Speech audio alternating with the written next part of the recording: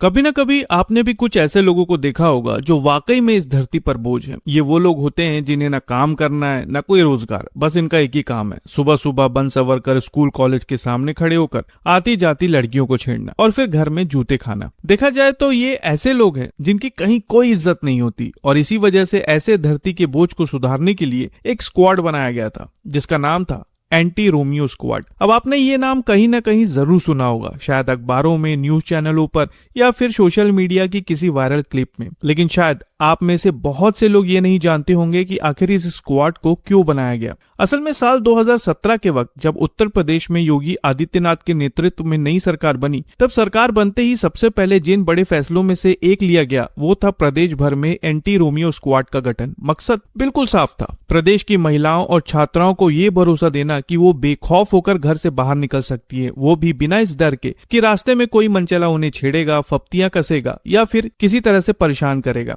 इस स्क्वाड का मुख्य काम है स्कूल, कॉलेज, बाजार, बस स्टैंड, रेलवे स्टेशन जैसी भीड़-भाड़ और संवेदनशील जगहों पर लगातार गश्त करना, निगरानी रखना और अगर कोई धरती का बोझ किसी महिला या लड़की के साथ छेड़छाड़ करता पाया जाए, अभद्रता करता पाया जाए तो उसके खिलाफ तुरंत कार्रवाई करना। पिछले कुछ सालों में इस स्क्वाड ने देश भर में हजारों मनचलों के खिलाफ कार्रवाई की है। यही वजह है कि जब भी एंटी रोमियो स्क्वाड का नाम आता है इन कीड़ों की हवा निकल जाती है।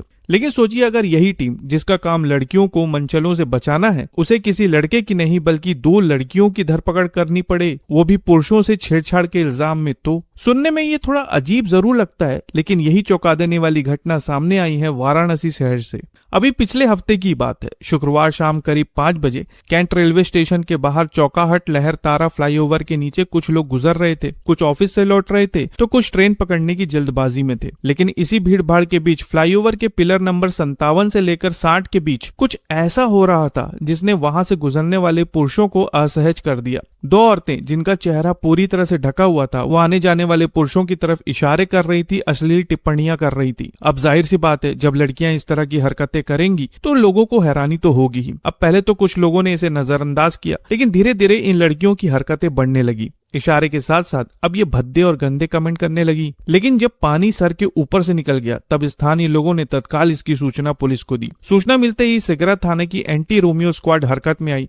दरअसल उस वक्त टीम की प्रभारी उप निरीक्षक काजोल सिंह अपनी नियमित ड्यूटी के तहत पासी स्थित कमलापति त्रिपाठी गर्ल्स कॉलेज के पास तैनात थी। तभी उन्हें सूचना मिली कि फ्लाईओवर के उन्हीं पिलरों के बीच कोई संदिग्ध हरकत हो रही है। टीम बिना देर किए मौके की तरफ रवाना हुई और जब टीम वहां पहुंची तो जो नजारा उनके सामने था उसने पुलिस वालों को भी एक पल के लिए चौंका दिया। सामने खड़ी थी 2 महिलाएं, चेहरे पूरी तरह से ढके हुए, और वे लगातार राहगीर पुरुषों की तरफ इशारे कर रही थी, फप्तियां कस रही थी। अब पुलिस टीम ने उन्हें ये सब करते देख लिया और फिर बिना वक्त गवाए दोनों को तुरंत हिरासत में ले लिया। अब सवाल ये उठता है कि आखिर ये लड़कियां कौन थी और ये सब क्यों कर रही थी। गिरफ्तारी के बाद जब इनसे पूछताछ शुरू हुई तो जो जानकारी सामने आई उसने इस पूरे मामले को और भी दिलचस्प बना दिया। पता चला कि दोनों गिरफ्तार लड़कियां वाराणसी की स्थानीय निवासी नहीं है। इनमें से एक की जड़ें बिहार से जुड़ी थी तो दूसरी जौनपुर की रहने वाली थी। हालांकि फिलहाल दोनों वाराणसी में ही रह रही थी, लेकिन खबरों के माने तो पुलिस ने अब तक उनकी पूरी पहचान सार्वजनिक नहीं की है। ना ही उनके असली नाम सामने आए हैं और ना ही उनका ठोस पता। लेकिन सबसे हैरान करने वाली बात यह है कि आखिर ये दोनों लड़कियां सरेआम दिन के उजाले में इतनी हिम्मत के साथ ये हरकत क्यों कर रही थी। तो फिलहाल इस मामले में पुलिस की जांच चल रही है और अभी तक कोई भी ठोस वजह सामने नहीं आई है कि इनकी इन हरकतों के पीछे क्या कारण था।